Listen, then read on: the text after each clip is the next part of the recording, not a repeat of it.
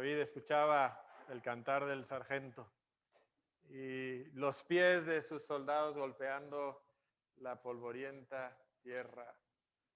Esa cadencia marcaba también la cadencia de la pregunta que martillaba en su cabeza: ¿cómo llegué hasta aquí? Un, dos, un, dos, un, dos. David marchaba a la guerra, pero a la guerra contra Israel. Con tantas veces que había soñado como niño de ir a la guerra y luchar contra los incircuncisos filisteos que no servían a Jehová, el Dios de los ejércitos. Y ahora cada paso es un paso más cerca a tener que desenvainar su espada y blandirla contra los ejércitos de Israel. ¿Cómo llegué hasta aquí? Un, dos, un, dos, un, dos, un, dos. Cada paso más cerca a matar no solamente a soldados israelitas, pero también a matar el sueño que él tenía de ser rey de Israel, porque sin duda de esta no había marcha atrás. Si luchaba en la batalla contra Israel, nadie le aceptaría como rey en Israel, por supuesto. ¿Cómo llegué hasta aquí? Un, dos, un, dos, un, dos, un, dos. David podía ver las miradas preocupadas de los soldados que le miraban y decían: David, ¿qué vamos a hacer? Ellos no querían luchar contra Israel, pues ellos eran israelitas en su mayoría, pero también se sienten atrapados, agobiados, sin salida. ¿Por qué? Por la astucia de David. ¿Cómo llegamos hasta aquí? Un, dos, un, dos, un, dos, un, dos. El autor de Primero de Samuel nos dejó como que colgando un poquito al final del capítulo 28, ¿verdad? Porque nos había llevado en la historia de David en Ziklag y saqueando y atacando. Y luego viene lo que David nunca se había imaginado, que Aquis le dice: vamos a la guerra contra Israel. Quizás pensó que nunca le invitarían a David a luchar contra Israel. Quizás era en su astucia la salida que él tenía, pero ahora se encuentra sin poder hacer nada, caminando los 80 kilómetros, unos 3 días de viaje desde Ziklag hasta Afec, donde van a concentrarse los ejércitos de los filisteos y luego ir a Sunem para atacar a los ejércitos de Israel. Y David camina con ellos preguntándose: ¿cómo llegué hasta aquí? ¿Cómo es que David llegó hasta aquí? Pues como el pastor Mario nos dijo la semana pasada, había dejado de confiar en Jehová. No había consultado a Jehová y había escuchado el consejo astuto de su propio corazón.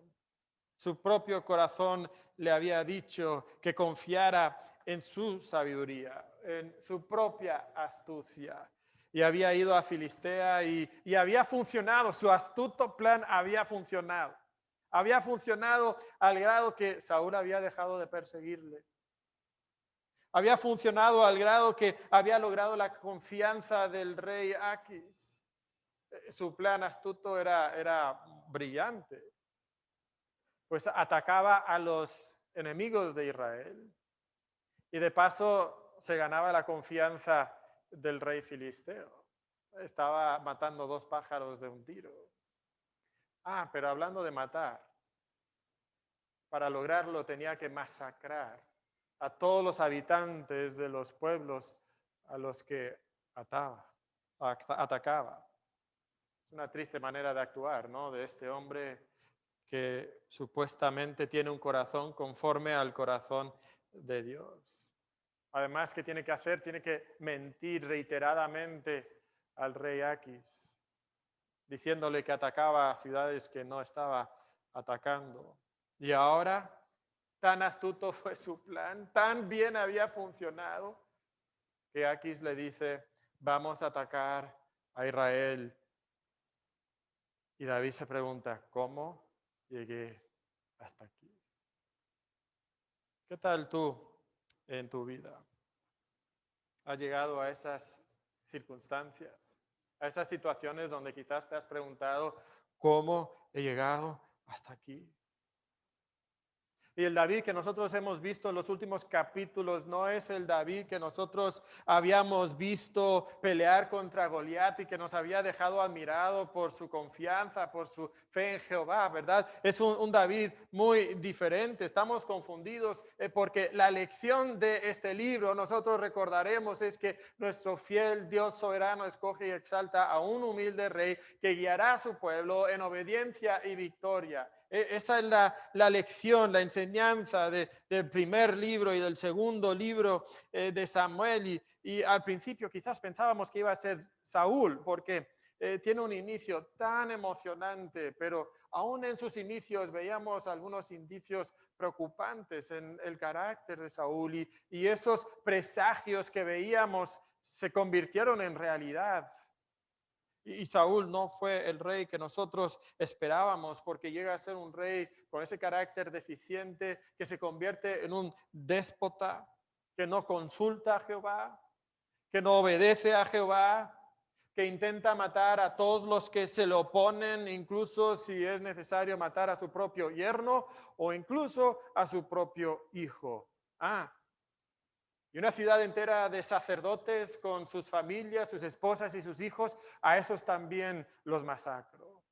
No era para nada el rey que habíamos esperado. Y durante todo ese tiempo, David era como un contraste brillante, ¿verdad? El carácter de David era el opuesto completamente a Saúl, pero ahora David no está siendo tan diferente a Saúl. Ahora David lo encontramos que no ha confiado en las promesas de Jehová de protegerle y de hacerle rey. No ha consultado a Jehová. En un momento casi llegó a ser tan déspota como Saúl cuando fue a matar a Nabal y solamente la sabiduría de Abigail y la misericordia de Dios le impidió hacerlo. Pero ahora está masacrando a pueblos y a ciudades enteras, todo para salvar su propio pellejo.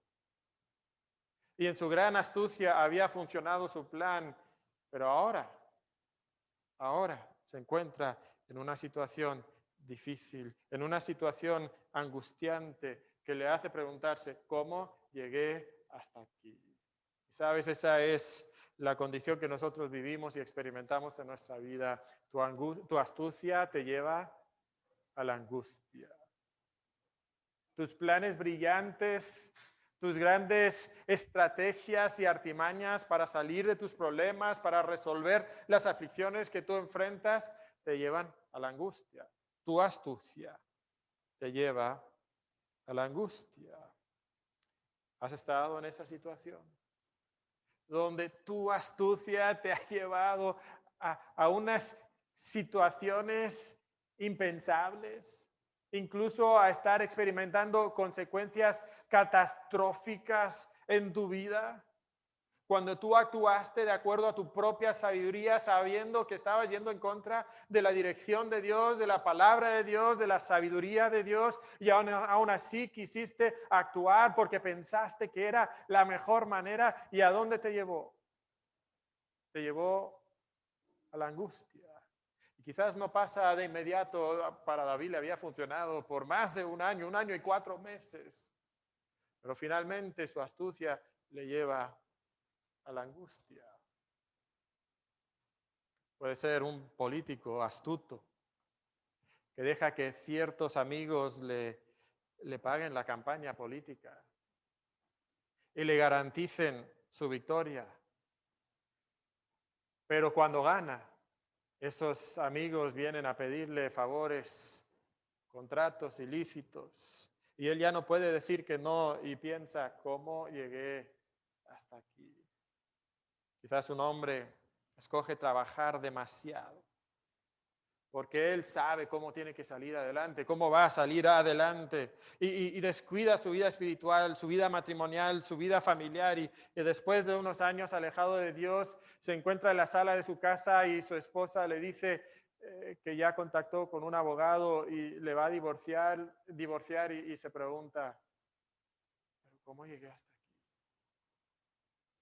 Quizás unos padres que piensan que la instrucción bíblica sobre la crianza de los hijos, eso es arcaico, eso pues ya no aplica. Y yo tengo unos métodos más astutos, más actuales que pueden servir y en su astucia los sigue. Y cuando su hijo mayor tiene 17 años, se va de la casa y su hija de 15 tiene un novio de inconverso y su hijo de 13 ya ni le habla a sus padres y los padres se sientan en la casa, en la cama y se miran y se preguntan, ¿cómo llegamos hasta aquí? ¿Cómo llegamos hasta aquí?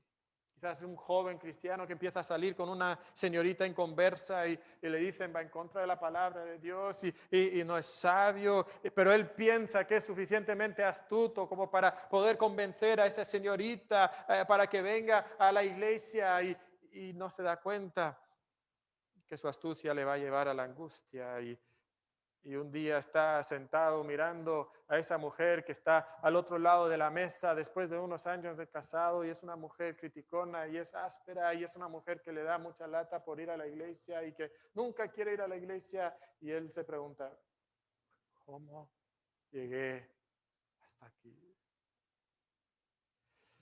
Quizás un hombre que escoge reportar más gastos de la cuenta. Hasta su jefe le dice, reporta más. Total, todo el mundo lo hace, total, no te pagan lo que deberían de pagarte y así pues vas a ganar lo que deberías de ganar y un día le descubren y le despiden y va camino a la casa pensando qué le voy a decir a mi esposa, qué le voy a decir a mis hijos y preguntándose cómo llegué hasta aquí. ¿Y sabes cómo llegaste hasta aquí?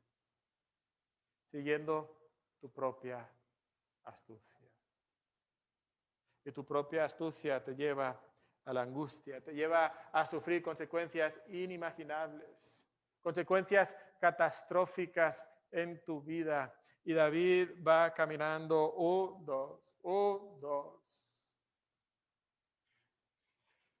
y se va preguntando cómo llegué hasta aquí. Y David y su ejército entonces llegan hasta Afec, donde están concentrados los ejércitos de los otros 4 reyes de Filistea. Recuerden que los filisteos eran una conglomeración de 5 ciudades importantes, 5 reyes, y ahora Aquis es uno de ellos, y llegan al campamento, y conforme van desfilando, entrando al campamento, las miradas de todos los que están ahí se centran en ese grupo pequeño de 600 soldados que siguen detrás del rey filisteo Af. Y todos se hacen la misma pregunta, pero ¿qué hacen esos filisteos aquí? ¿Qué hacen aquí?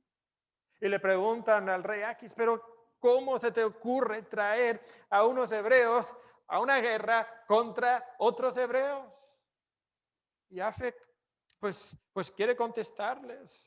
En los versículos 4 y 5 da su explicación y dice, sí, este David, es verdad que fue siervo de Saúl, pero ha estado conmigo más de un año y ha sido un siervo ejemplar. No ha habido ningún problema, ha cumplido perfectamente con todo lo que yo le he pedido. Y los demás reyes filisteos no se lo creen, ¿verdad?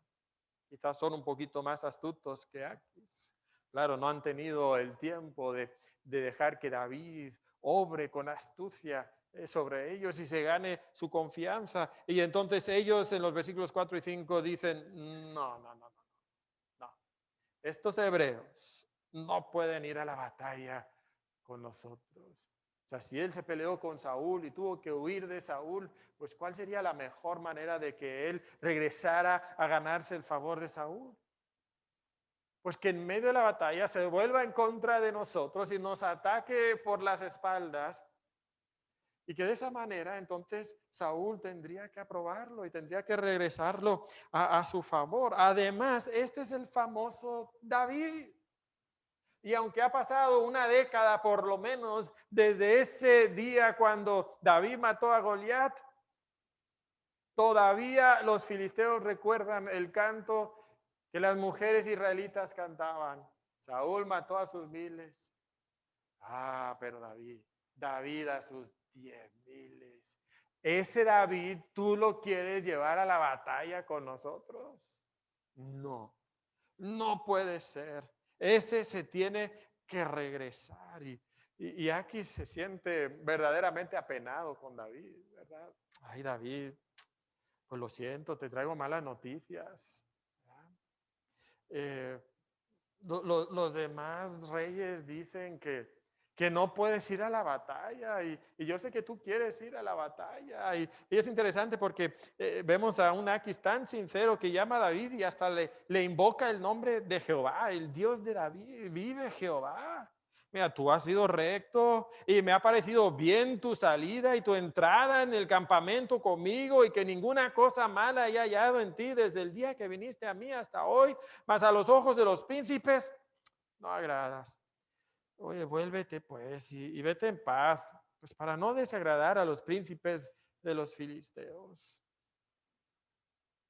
¿Qué habrá sentido David en ese momento, verdad?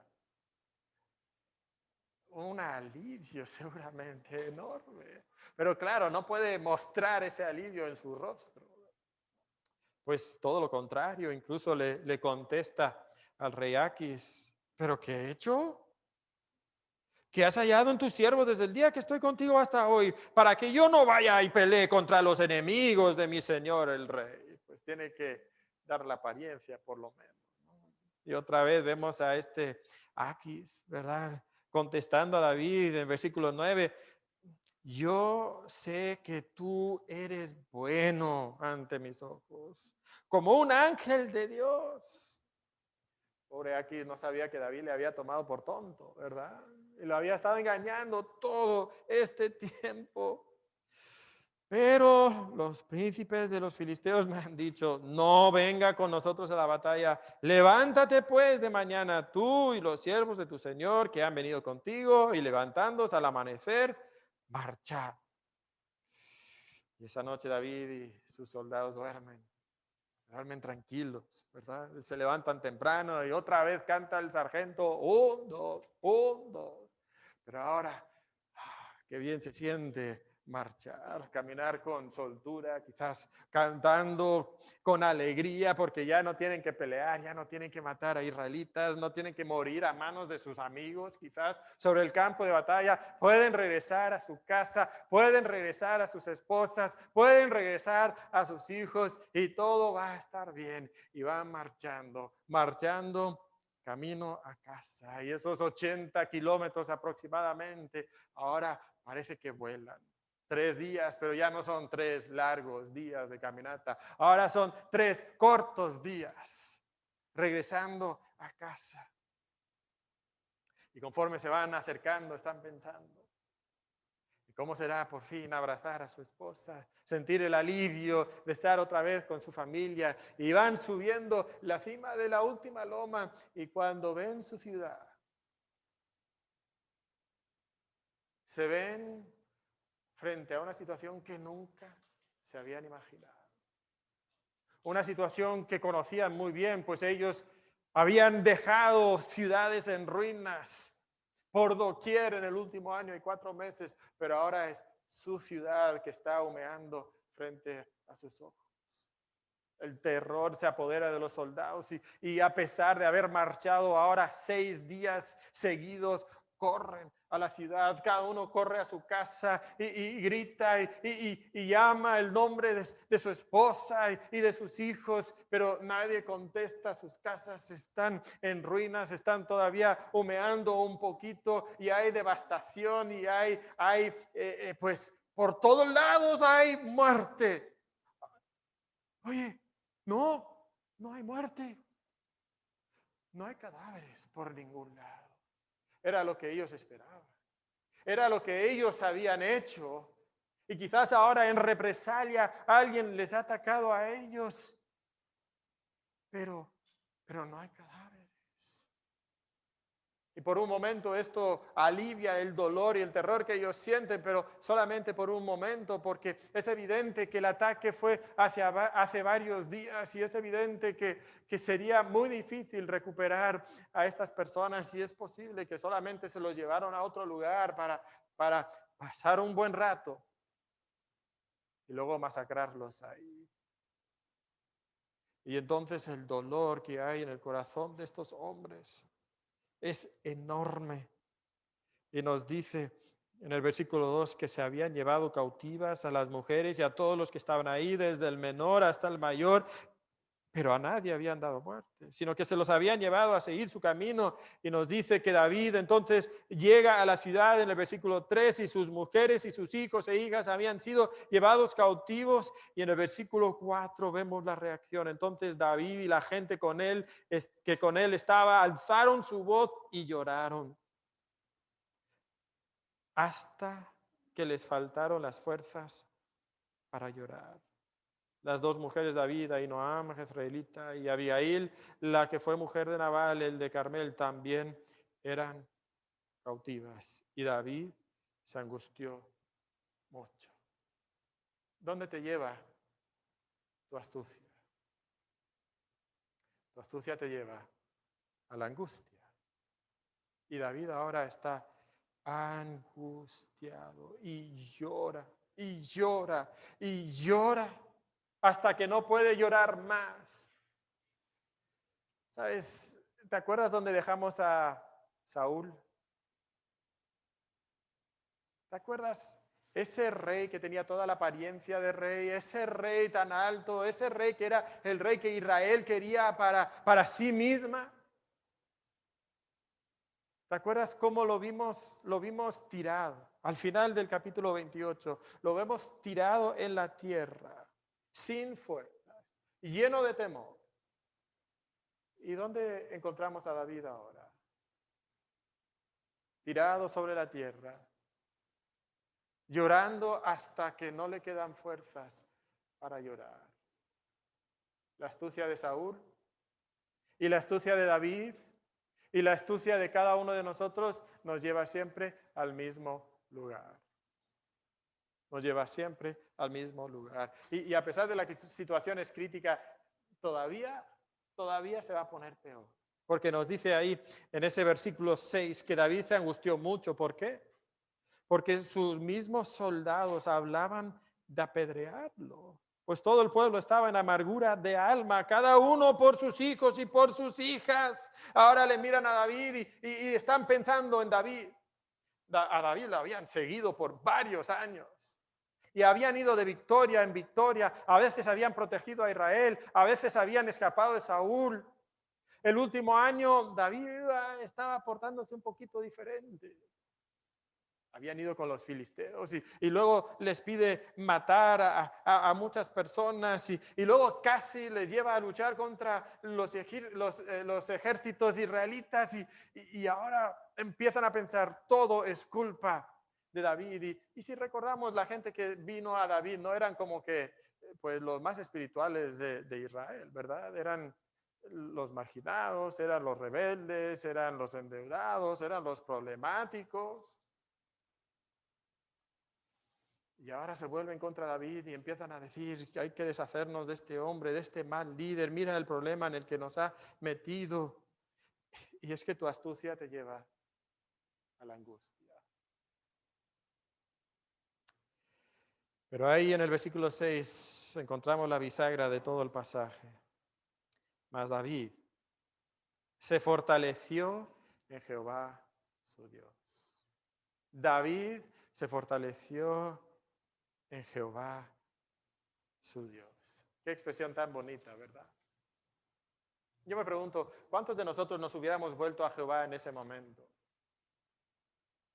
Quizás algunos de nosotros nos hubiéramos llenado de amargura y le hubiéramos reclamado a Dios, Dios, ¿pero por qué has hecho esto? Dios, ¿por qué no me sacaste de esta?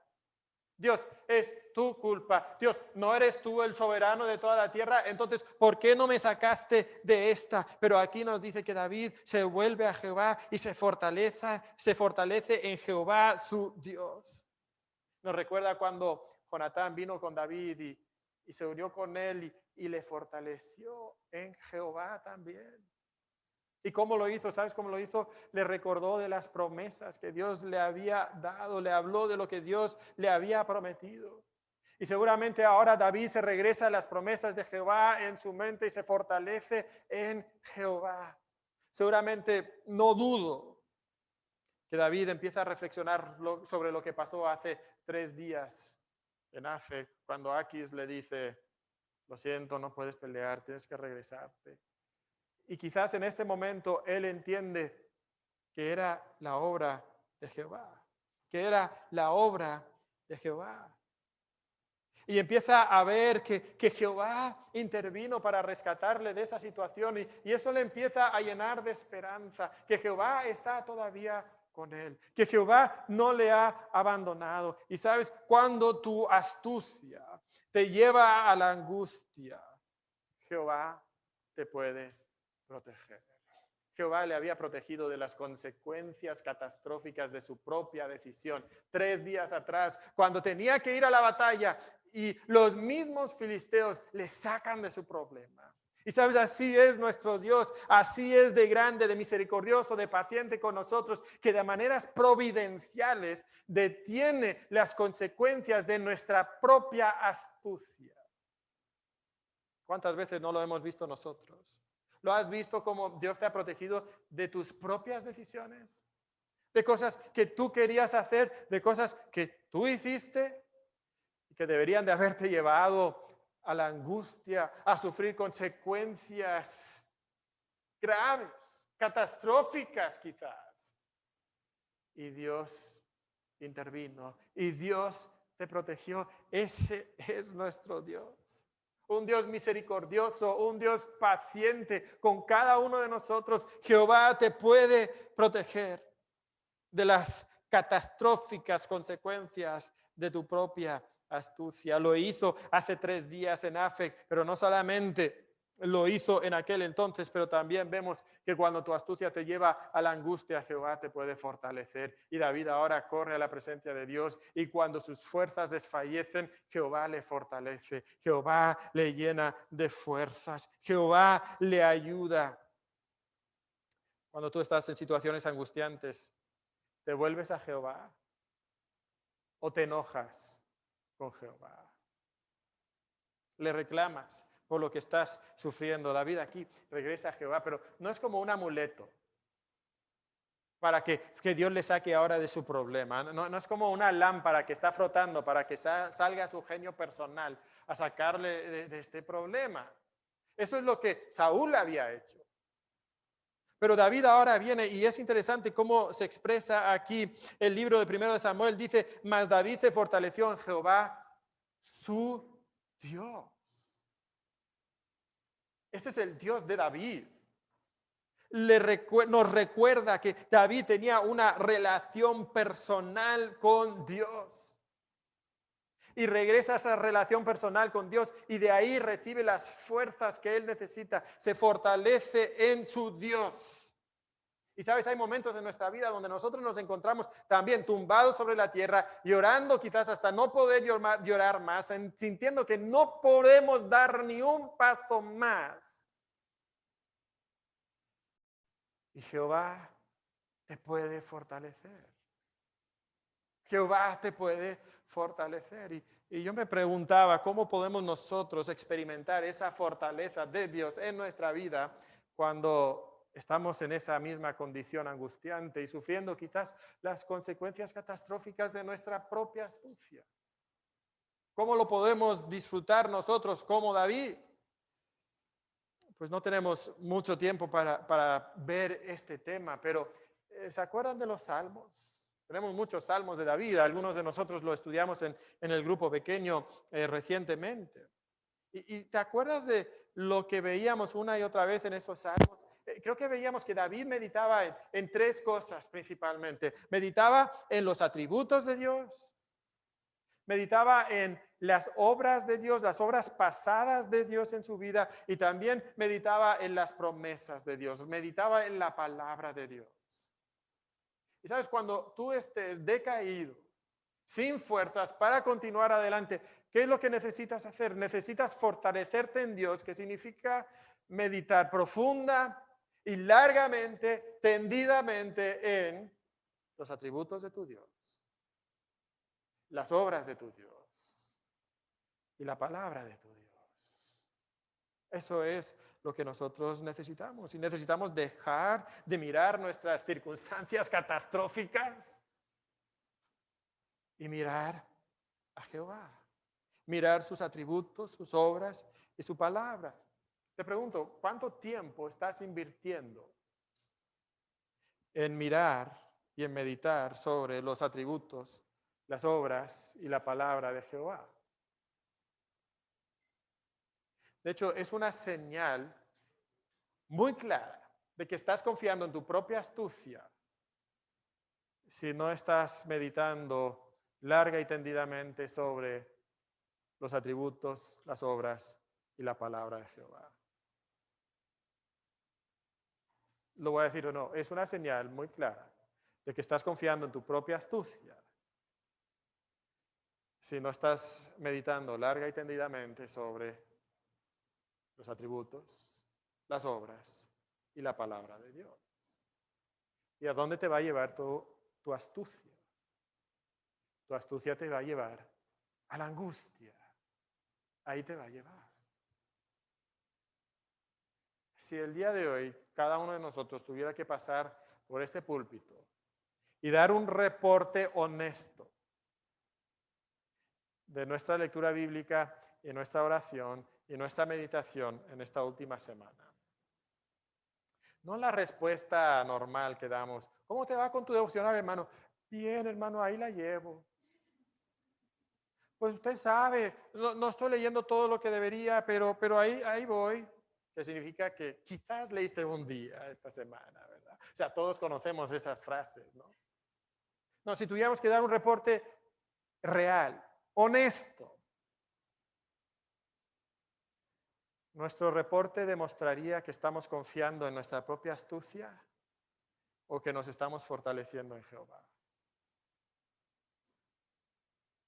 David se fortalece en Jehová. Se fortalece en Jehová y una de las maneras que se fortalece en Jehová es buscando dirección.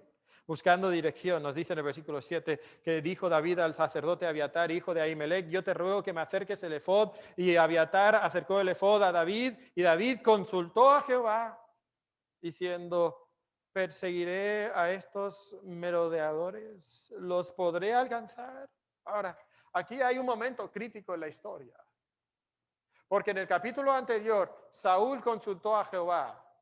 ¿Y qué sucedió? Dios no le contestó.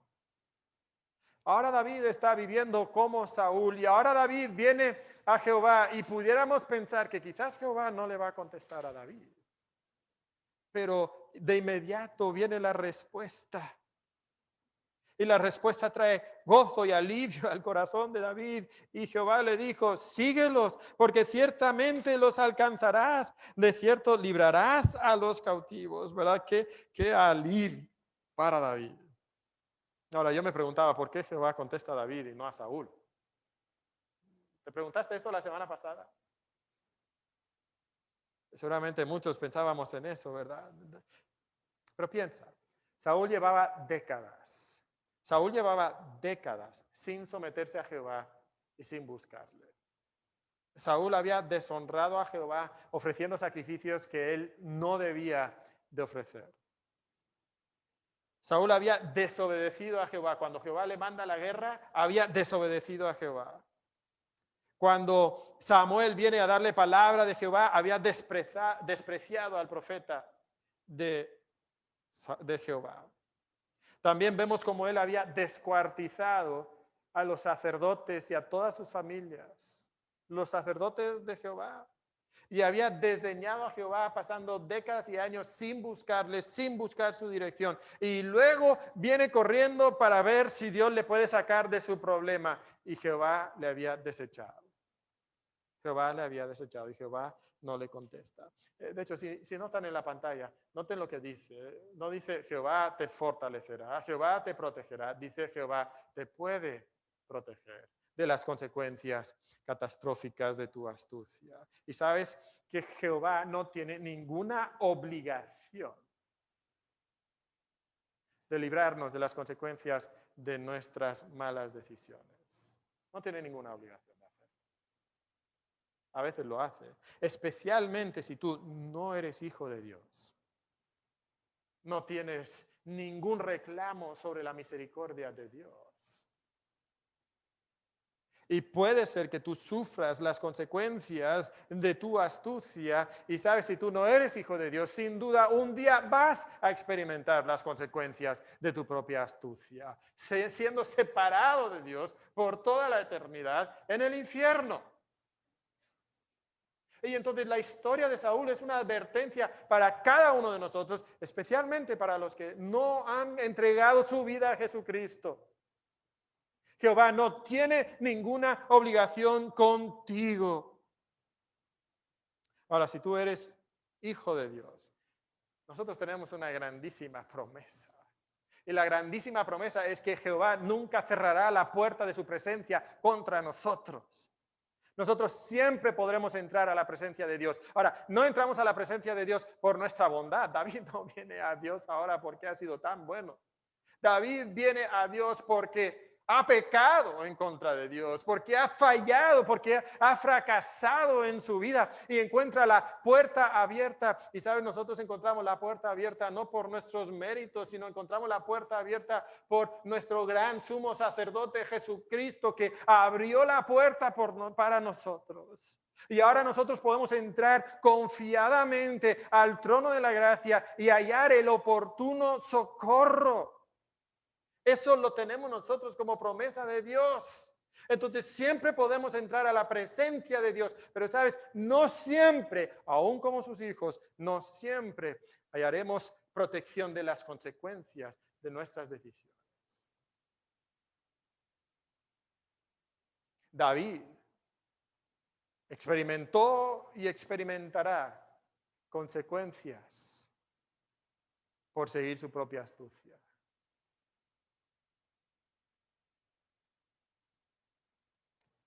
Y nosotros a veces también. No quiero decir que Dios ya no nos ame, pero es una advertencia para cada uno de nosotros. Y la advertencia entonces para cada uno de nosotros es que no seamos como Saúl, que resistimos y rechazamos e insistimos en nuestra rebeldía, sino que seamos como David. La gran diferencia entre Saúl y David no es que Saúl peca y David no, ¿verdad? No, Saúl peca, David peca. La gran diferencia es que cuando Saúl peca, insiste en su pecado, es obstinado en su pecado. David cuando peca, David rectifica. David rectifica, David se arrepiente. David corrige, él cambia. Y yo me pregunto, ¿cuántos de nosotros somos como David y cuántos de nosotros somos como Saúl? Cuando estamos en el camino del mal, cuando nos hemos equivocado, cuando hemos andado según nuestra propia astucia, ¿cuántos de nosotros estamos dispuestos a rectificar? A confesar nuestro pecado, arrepentirnos de nuestro pecado, dejar nuestros malos caminos, dejar de caminar en nuestra propia astucia. ¿Y cuántos de nosotros somos como Saúl, que somos obstinados, que sabemos incluso que quizás estamos mal, pero no queremos cambiar? ¿Qué áreas hay en tu vida donde tú sabes que estás mal, pero sigues obstinado, aferrado a tu astucia, a tu solución, a tu manera de hacer las cosas? Tienes que rectificar. Tienes que arrepentirte, tienes que confesar tu pecado, tienes que abandonar tu pecado. Si no, esa astucia tan grande que tú tienes te va a llevar a la angustia profunda.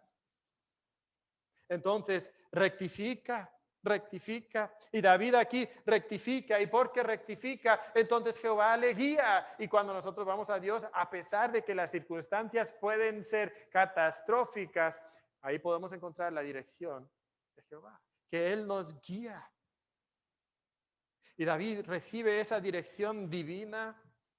Y entonces de inmediato pone manos a la obra, o mejor dicho, pies a la obra, porque empiezan a marchar detrás de esos hombres que habían saqueado su ciudad. Nos dice el versículo 9 que David partió pues. Él y los 600 hombres que con él estaban y llegan hasta el torrente de Besor, es como un riachuelo.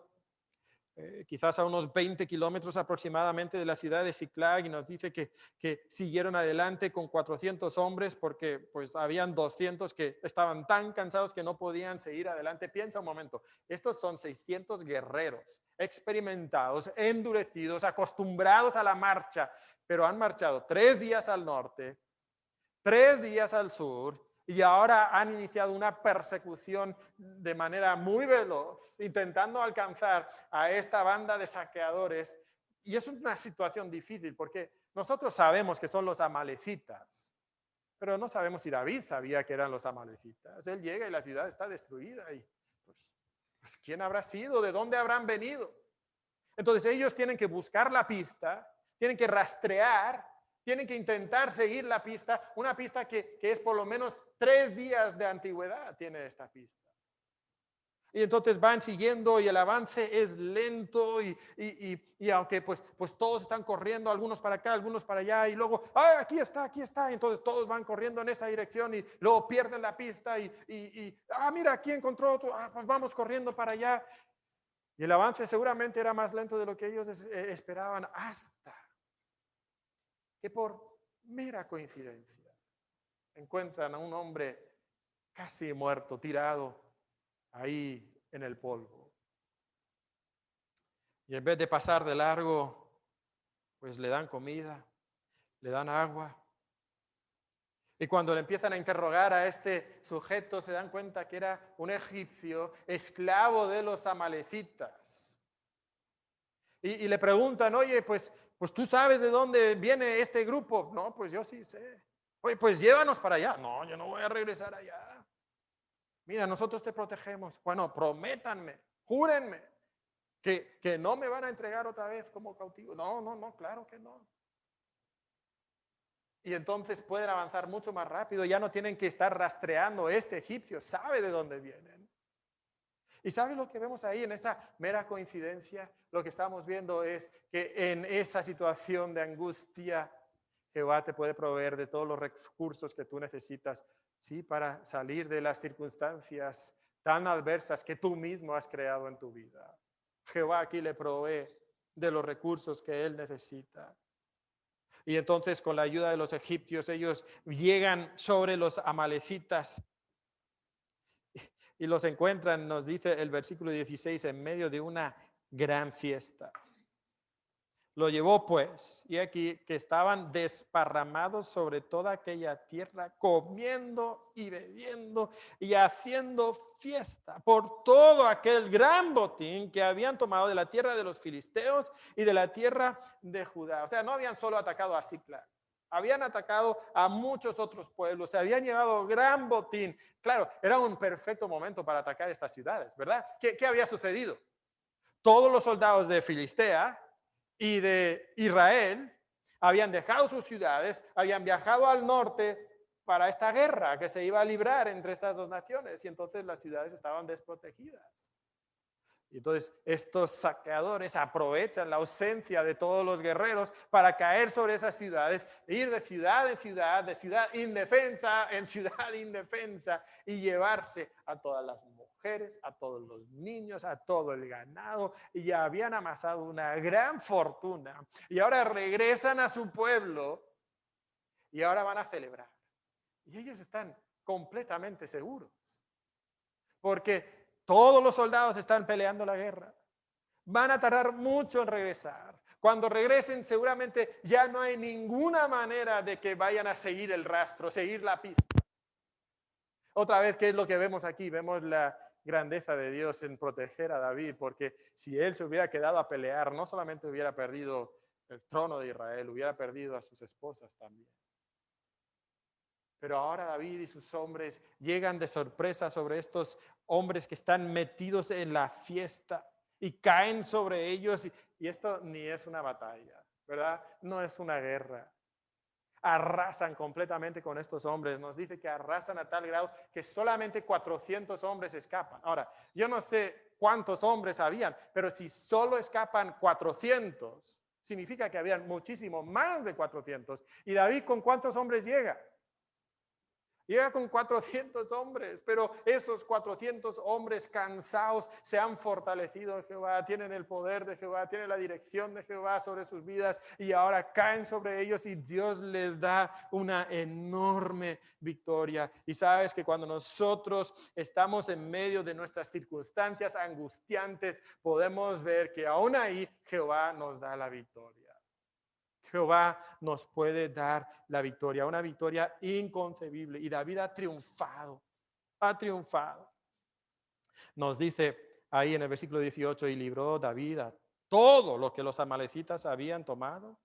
Y asimismo libertó David a sus 2 mujeres y no les faltó cosa alguna, chica ni grande, así de hijos como de hijas, del robo y de todas las cosas que les habían tomado, todo lo recuperó David.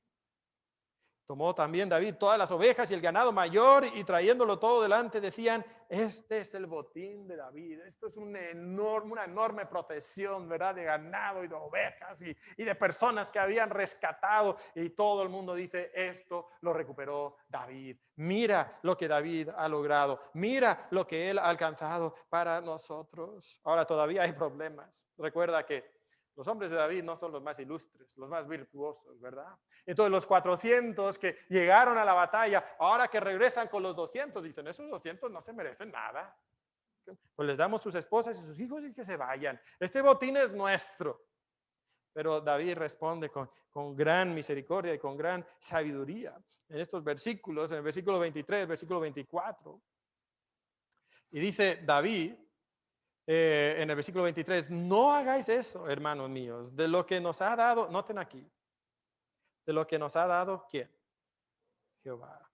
Jehová se lo había dado, la victoria era de Jehová, que nos ha guardado y ha entregado en nuestra mano a los merodeadores que vinieron contra nosotros. ¿O quién nos escuchará en este caso? Porque conforme a la parte del que desciende a la batalla, así ha de ser la parte del que queda con el bagaje. Les tocará parte igual. Desde aquel día en adelante fue esto por ley y ordenanza en Israel hasta hoy.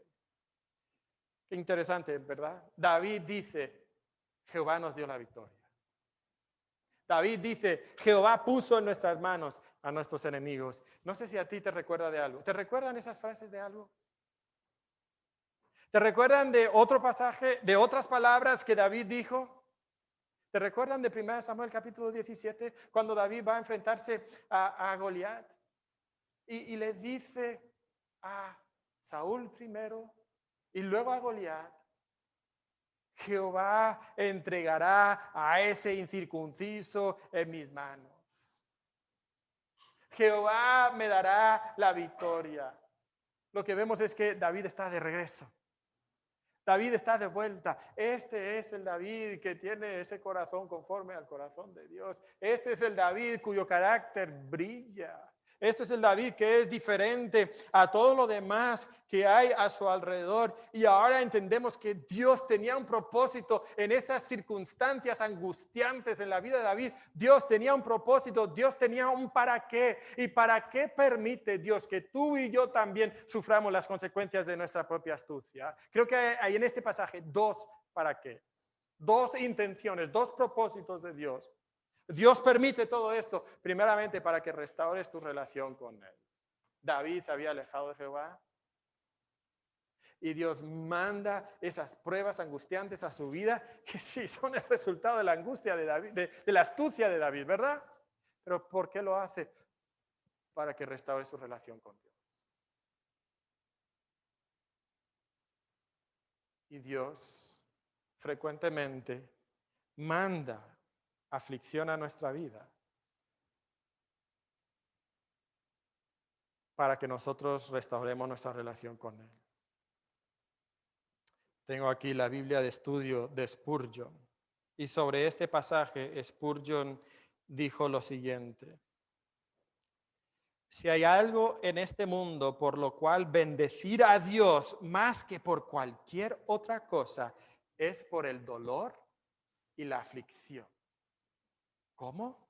Sí, sí. Por el dolor y la aflicción.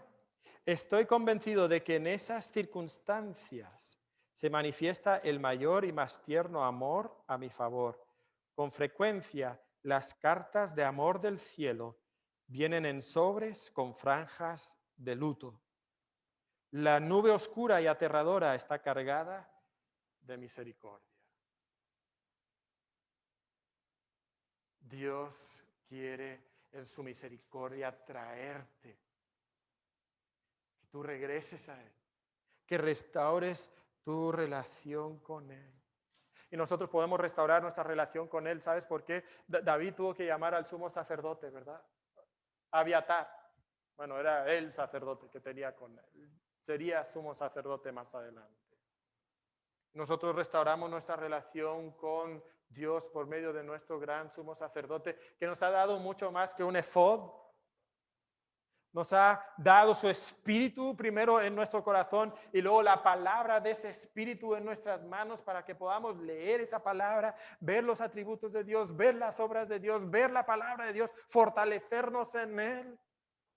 Y Dios te llama ahora mismo a restaurar tu relación con Él. Y yo te pregunto, ¿serás obstinado?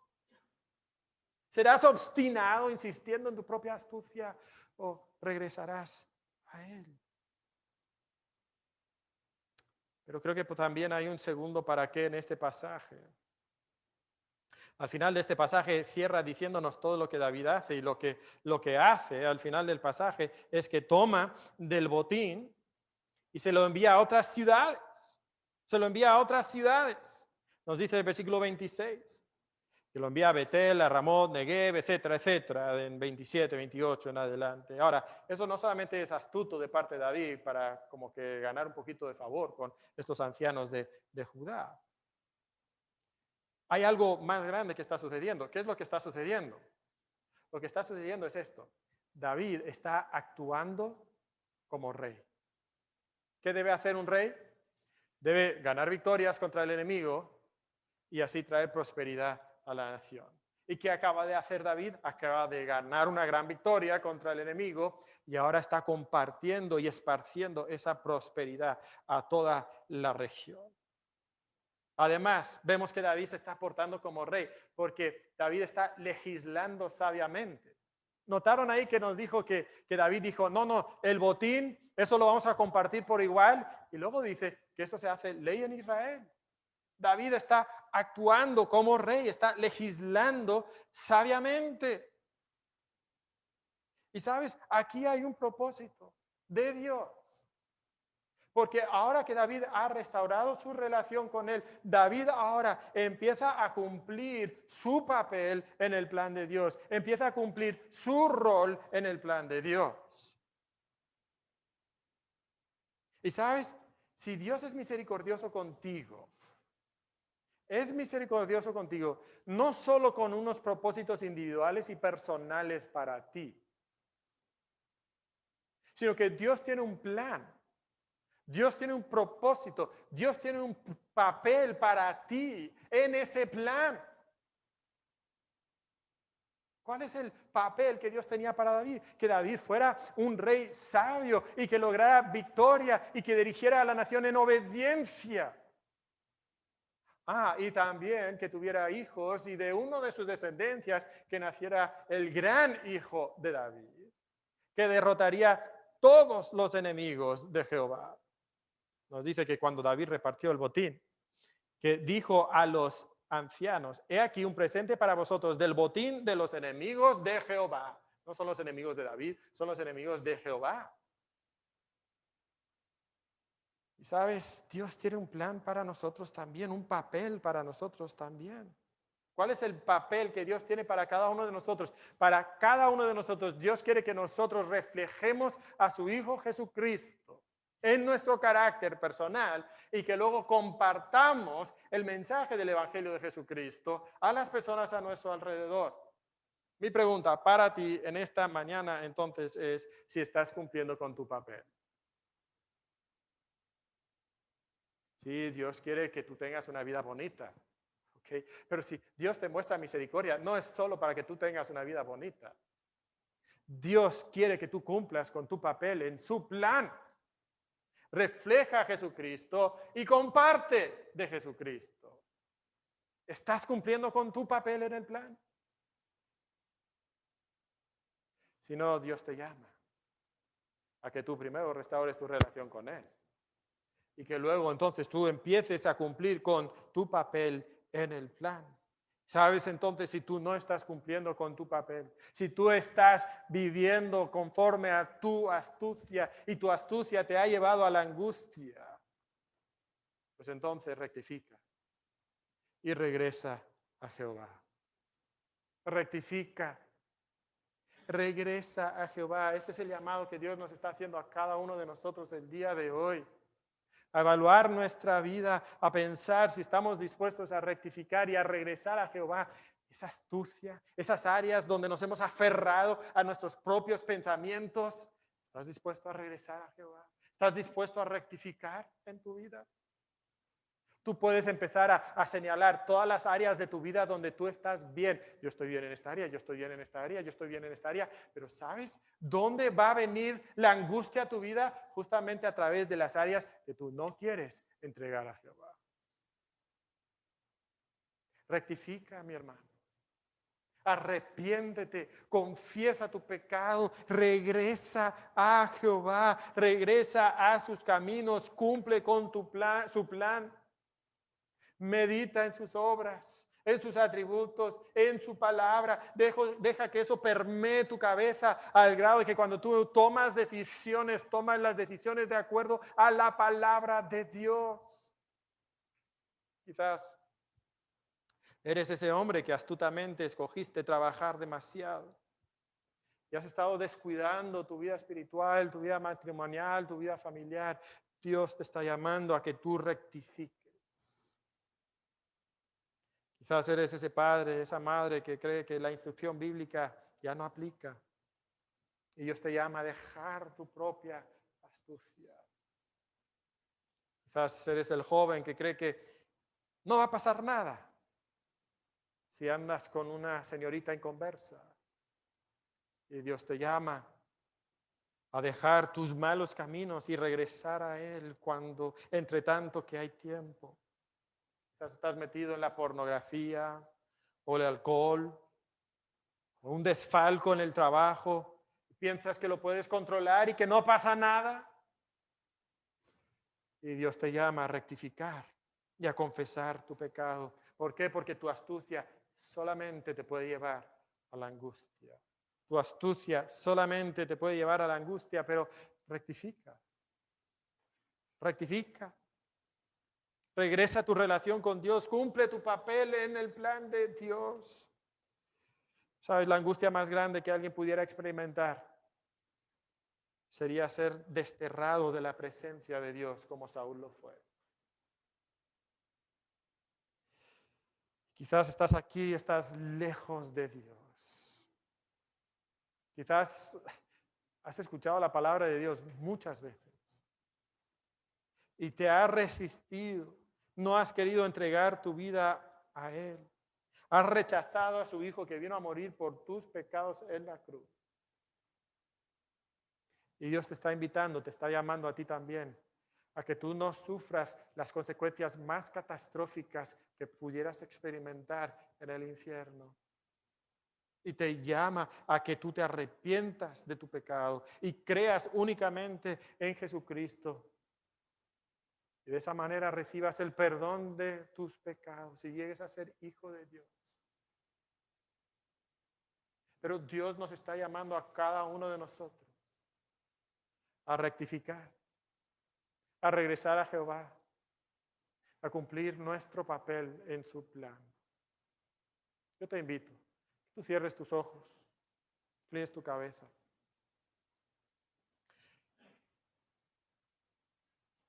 Y que tú examines tu vida.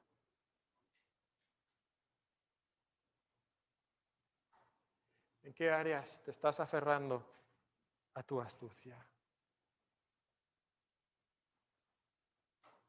¿Dónde rehusas rectificar?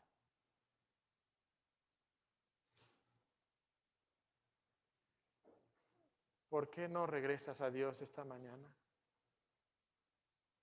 ¿Por qué no confiesas tu pecado y buscas en Él todas estas cosas que hemos visto sobre la pantalla, su protección, su fuerza, su dirección, su provisión, su victoria?